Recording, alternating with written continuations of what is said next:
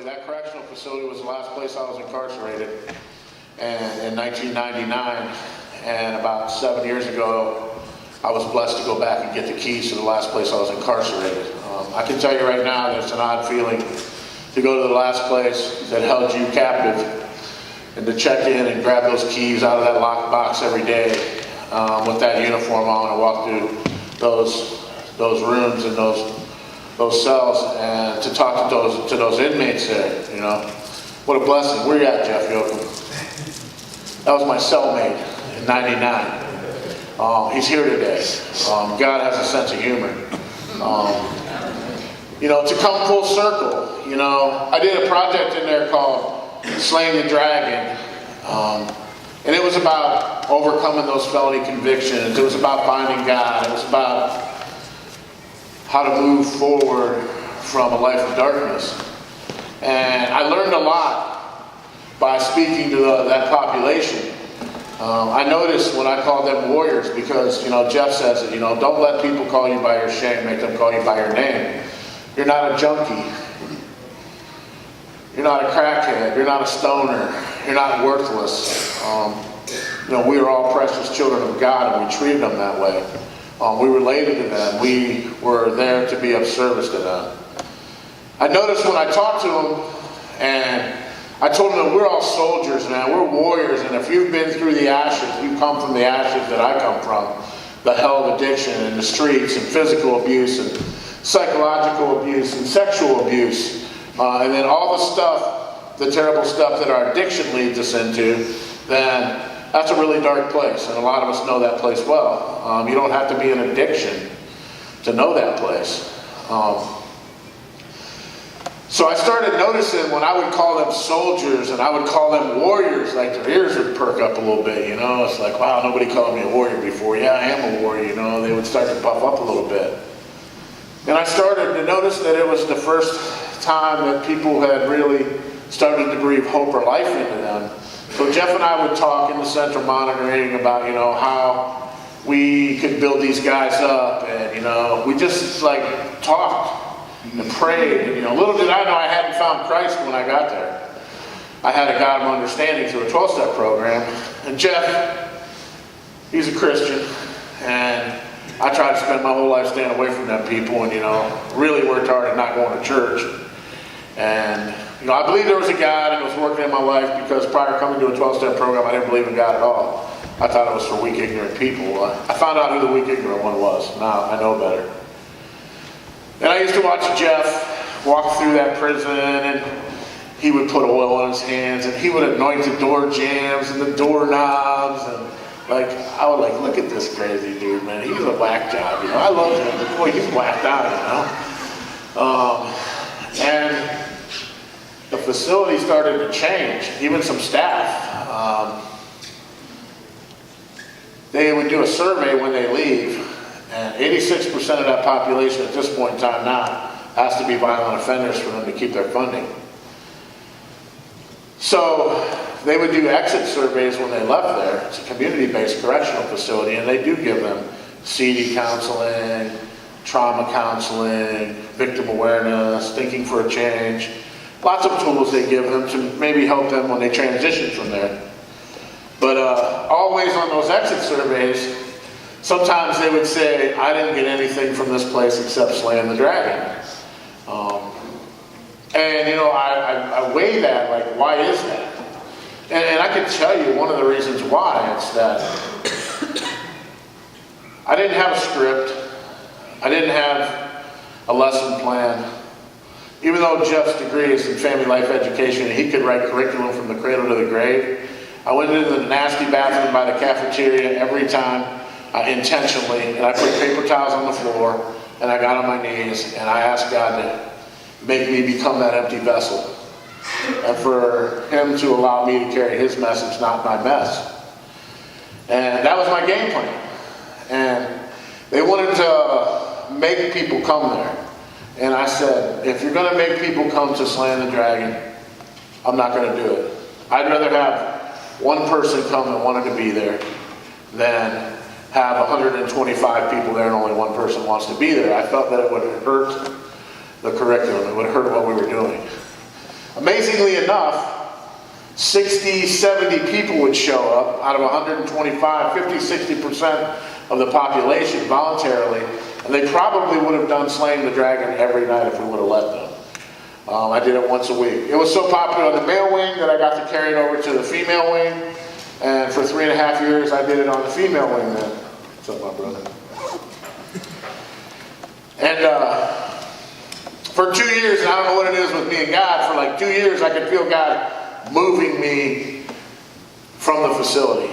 I was getting written up for, Jeff knows, if I go to Walmart and I see someone who was incarcerated from there within less than a year, I couldn't even talk to them. And I would see them out at meetings, and I would see them on the street, and I would see them struggling, and I would give them my telephone number and say, if you're going to stick a needle in your arm, please call me. And then they would go talk to their PO and say, Tiny saved my life, which we know it wasn't Tiny, it was God working through us. That's how he works. And the PO would call the facility and say, hey, one of your corrections officers is working with one of our guys, and we want you to take action. And they would call me in the office and say, we hear that you've been mentoring this guy. And I'd be like, well, you know, I talked to him. He was going to stick a needle in his arm. And I said, where do I sign? Yeah, I did it. Time and time and time and time again, you know. And finally I realized that I felt they were blocking me from doing what I knew God had called me to do.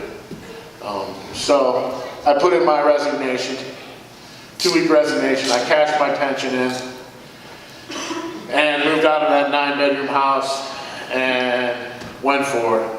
You know, it took me 2 years. 2 years prior, I knew that God wanted me to go there. I knew 2 years prior that my time was done there, that the season in my life was over there. But I was afraid. You know, I still thought that stuff made me who I am today. You know, I had a BMW, and, you know, I got a fetish with TVs, like, you know, every room in my house, even the bathroom, except my kitchen because the cupboards were too low, or I would have had one in there. And, you know, I had to have nice stuff. You know, my house was just so. And, you know, I didn't realize yet, even though I thought I was walking with Christ and I was spiritually fit, you know, and sometimes I thought, you know, I'm really spiritual, you know, I'm really digging this. This is good, you know, I'm connected. Well, I didn't realize how disconnected I was until I stepped out of the boat and I gave up all my stuff. And I moved into a $320 a month cracker box. It cost me a 20-year relationship because she thought I was crazy pretty much and didn't dig it. And I got to know how spiritually bankrupt I was when I started to enjoy my life. 3 days after I left there, ComQuest Now was Quest Ed. Gave me an opportunity to go there and work and make about $8,000 a year. And I live on that. And I don't know how you can live on that, I say to myself, because my whole life I had a $22 to $55 an hour job, and I still had a hard time living, believe it or not. Even after I got sober, I didn't have a hard time, but, you know, I sure wasn't banking a bunch of money. I was still living paycheck to paycheck.